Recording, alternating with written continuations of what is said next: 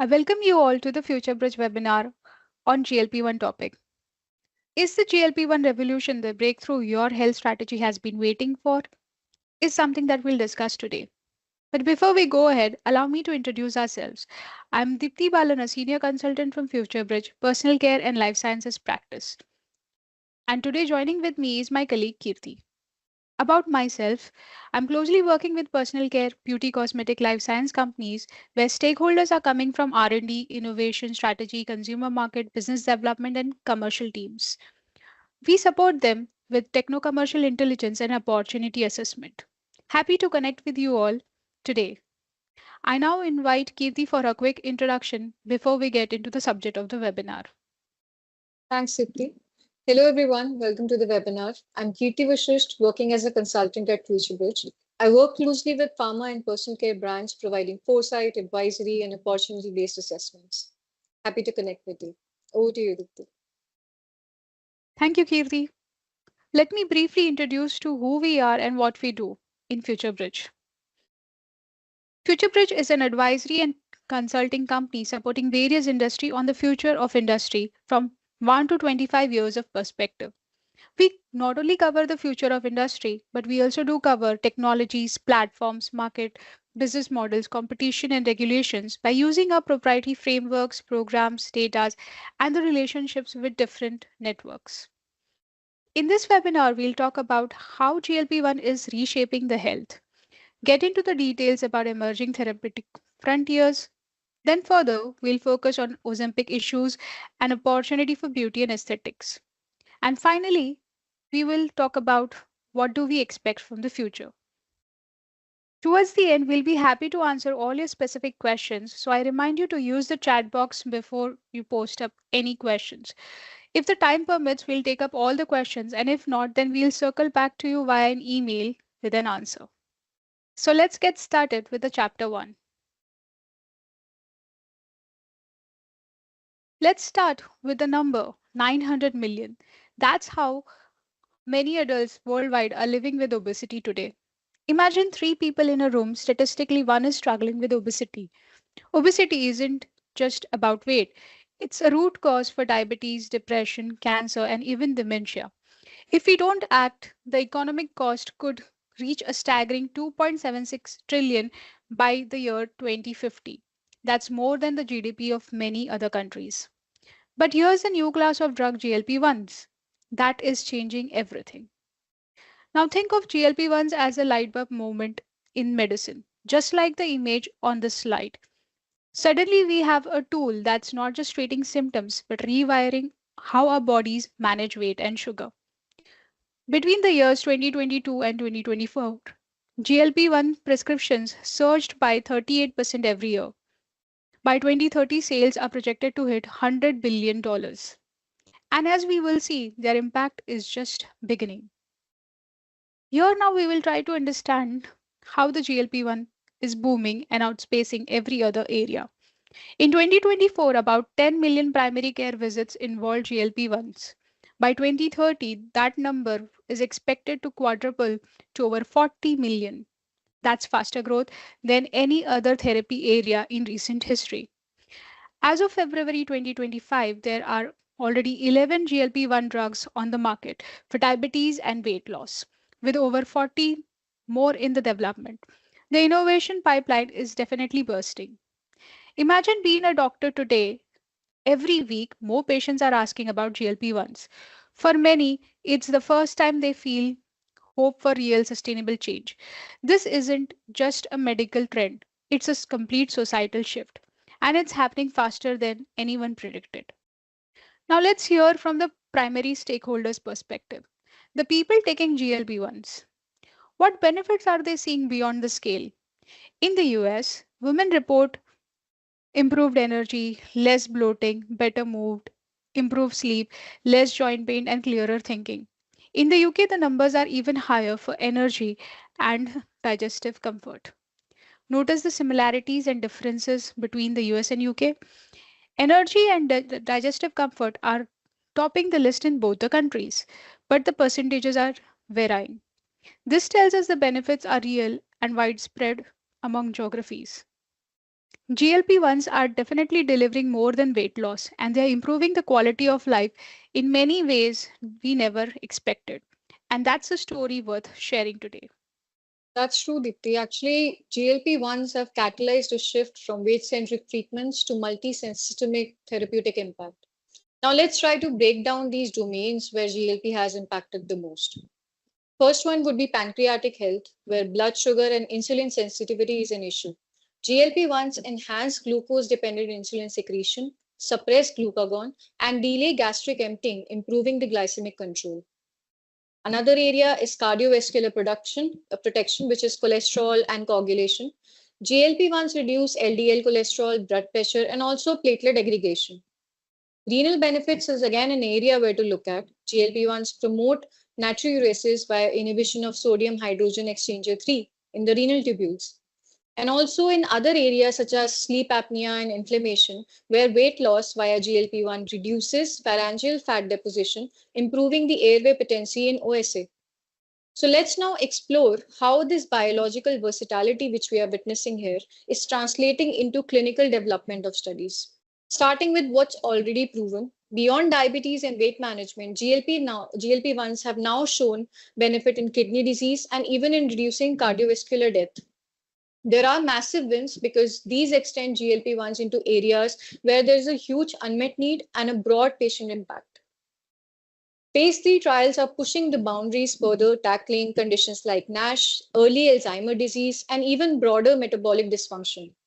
If any one of these trials reads out positively, it could trigger entirely new standards of care. Phase 2 trials also open up another fascinating frontier with diseases like alcohol associated liver disease and alcohol use disorder. These areas have limited or very no to limited effective care therapies. So the science here is very bold and it's about testing whether GLP-1 pathways can influence not just metabolic health, but also behavioral drivers like craving and reward. It doesn't stop there. We are also seeing ongoing exploration in conditions like sarcopenia, where muscle loss is a driver of frailty, and also in some specific cardiovascular diseases. Companies like Novo Nordisk, Lilly, and Altimmune are not just testing these molecules, they are building the playbook for the next decade of chronic disease management.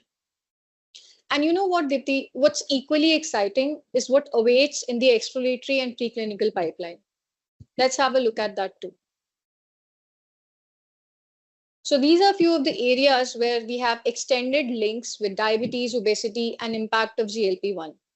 Starting with Parkinson's, people with diabetes have a 40% greater risk of developing Parkinson. It's proven. That's not just a coincidence. It's points to be shared with biology around insulin signaling, inflammation, and also neurodegeneration. GLP-1 receptor agonists also cross into the brain and influence dopamine receptors. Early signals were promising. Smaller studies initially suggested that it could slow the progression of disease. But the question is about what could be the right molecule, the right dose, or even targeting the right stage of the disease. This space is where pharma will keep exploring. Second one would be polycystic ovarian syndrome, a condition that affects millions of women worldwide, yet often with very limited or effective therapies. At the core of PCOS is insulin resistance. GLP directly can tackle that, improving sensitivity and driving favorable body composition changes.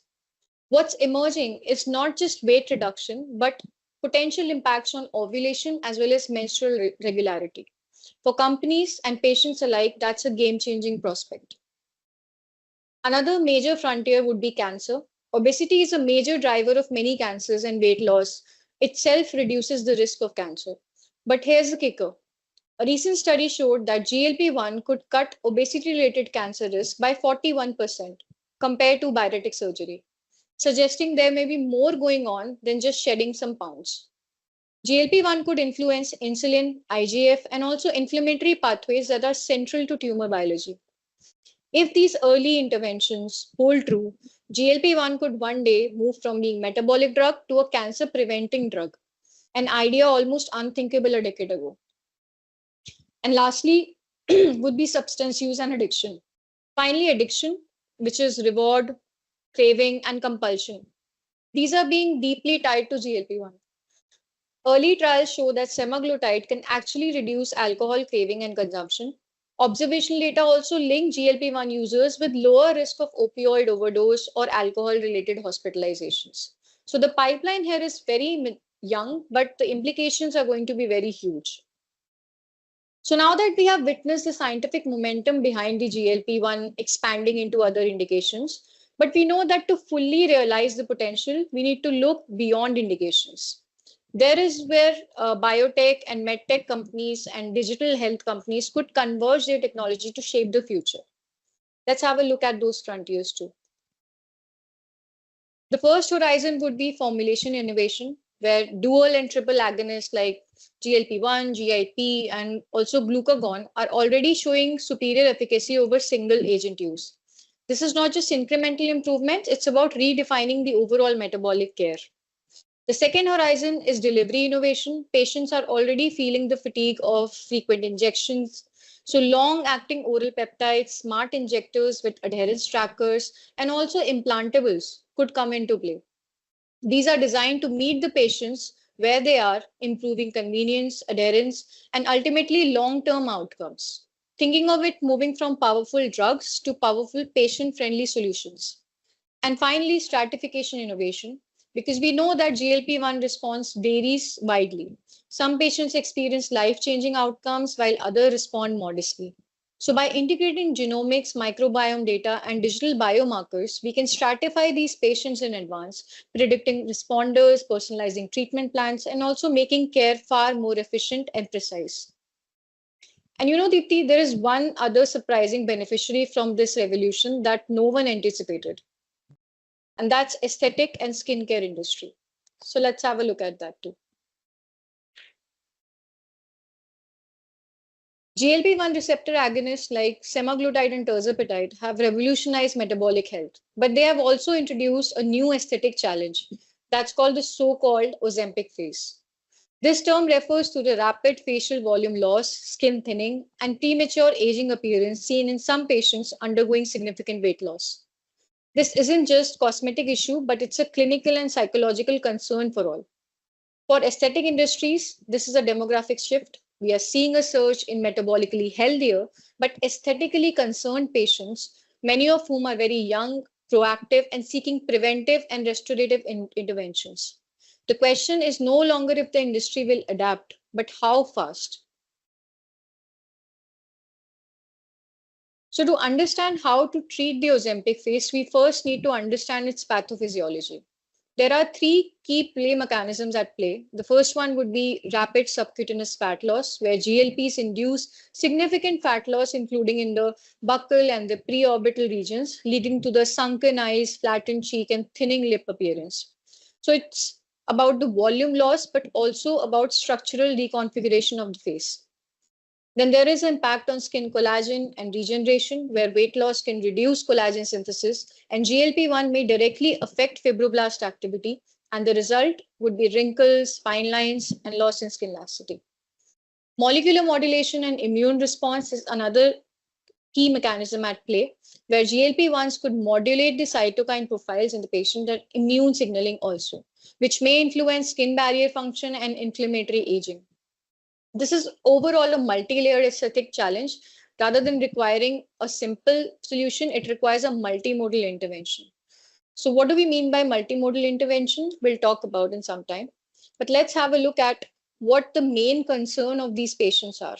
So there was a recent survey done on across US in women for GLP-1 patients, and they needed to give their top aesthetic concerns, according to them, the top three, which they feel that they need the most urgent interventions for, which included skin laxity, stated by most of the women in the cohort, followed by skin quality, and then facial fullness. This is a clear signal that patients are not just seeking volume retention, but also overall skin rejuvenation and texture improvement too.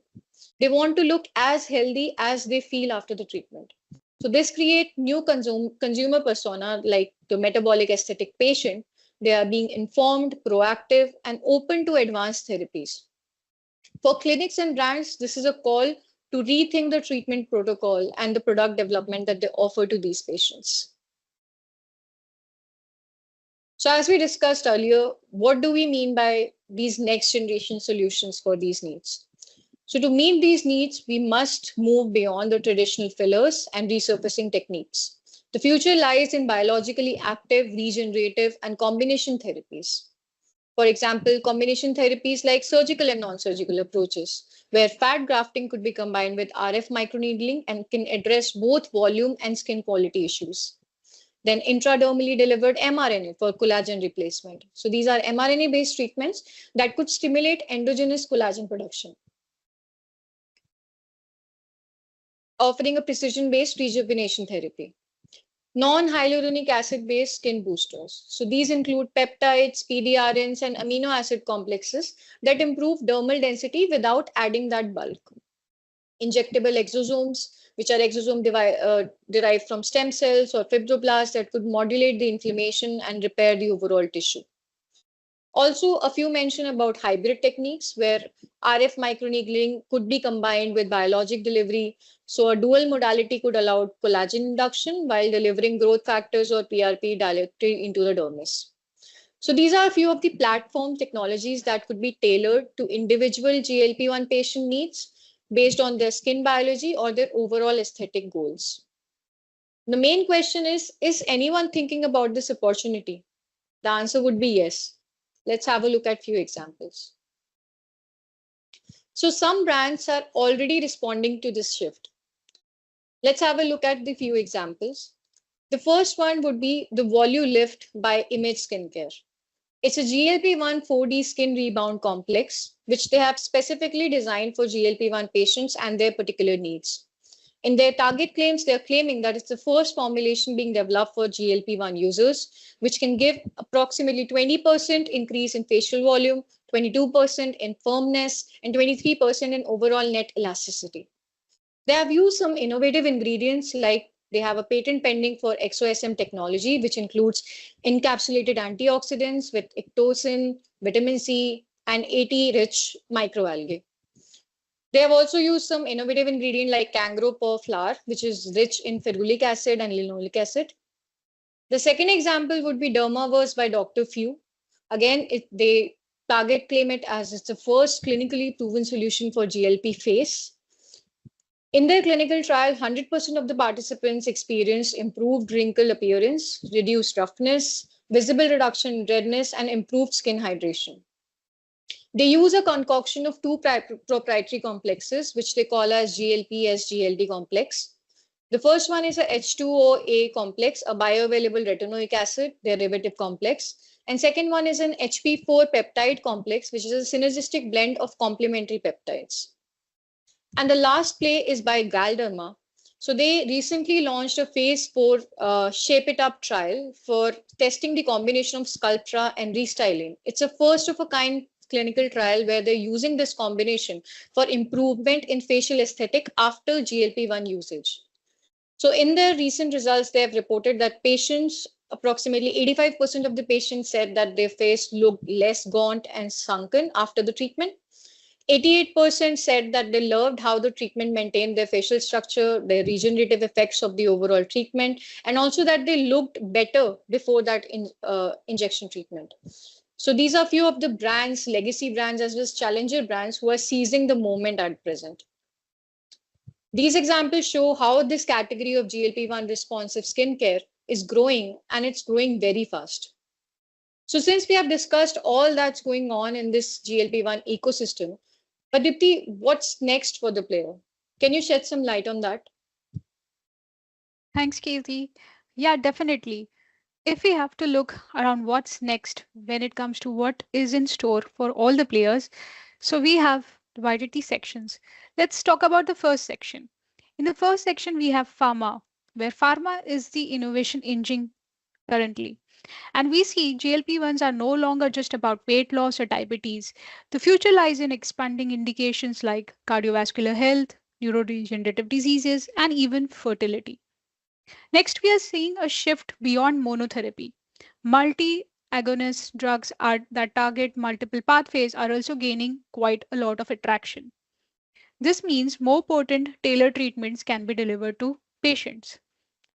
And speaking of tailoring patient stratification using omics and AI biomarkers is the next frontier that we see. Imagine prescribing GLP-1s just based on person's genetic profile or microbiome. Isn't that interesting? Finally, in pharma we see derma alliances are quite of them are emerging. From RX to cosmeceutical extensions where diabetes drug might also improve skin health. It's a convergence of wellness and aesthetics. Second section is about the medtech. Here we see medtech is the enabler. Medtech is evolving from devices to digital ecosystems. AI powered diagnostics and smart wearables are enabling real time monitoring of metabolic health. Then we see next generation energy and hybrid devices are making treatments more efficient and less invasive. Imagine a patch that delivers GLP-1s while tracking your vitals. Targeted drug delivery innovations like nanocarrier injectables and microfluidic patches are also improving drug absorption and reducing side effects. And then lastly, we don't want to overlook agency plays, right? From prevention medicine to bioprinting. These are just futuristic, they are already in early stage trials. And the last section is what we hold for aesthetic and skincare players. These are the emerging and surprising beneficiaries. We see GLP-1s are generating new patient needs in skin health, leading to a new category of GLP-1 focused product lines. Next generation boosters are being formulated to enhance collagen, reduce inflammation, and improve skin texture, leveraging the systemic effects of GLP-1s. Then there's a regeneration leap, using stem cells or bioprinted skin to repair damage and rejuvenate aging skin. This is where science meets beauty. Finally, adjuvant therapy based positioning is also the key that we see.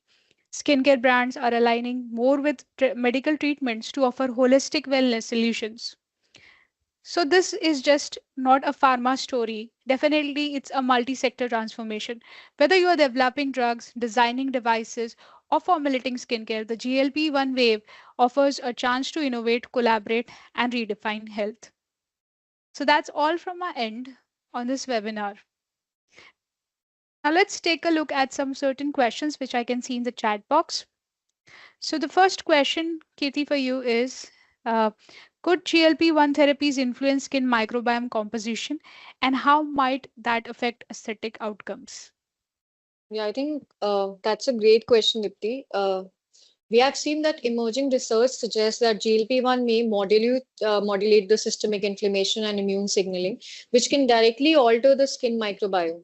So, changes in the microbial diversity could impact the barrier function, sebum production, and also inflammatory skin conditions. So, this opens up a potential for microbiome targeted adjunct therapies in GLP-1 patients to optimize skin health and also give the aesthetic results that the patient want. Yes, thanks, Kirti.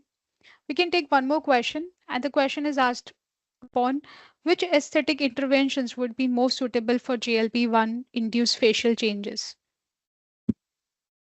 Again, as discussed in the webinar, we have different pain points for patients that go through these treatments and they have that Ozempic phase. So it would purely depend upon the type of issue that we are targeting. But few of the best suited intervention would include biostimulatory fillers. For example, we have Sculptra for volume restoration, injectable exosomes and non-HA skin boosters for dermal regeneration. And if we talk about collagen replacement, then mRNA therapies would be very beneficial for targeted collagen replacement.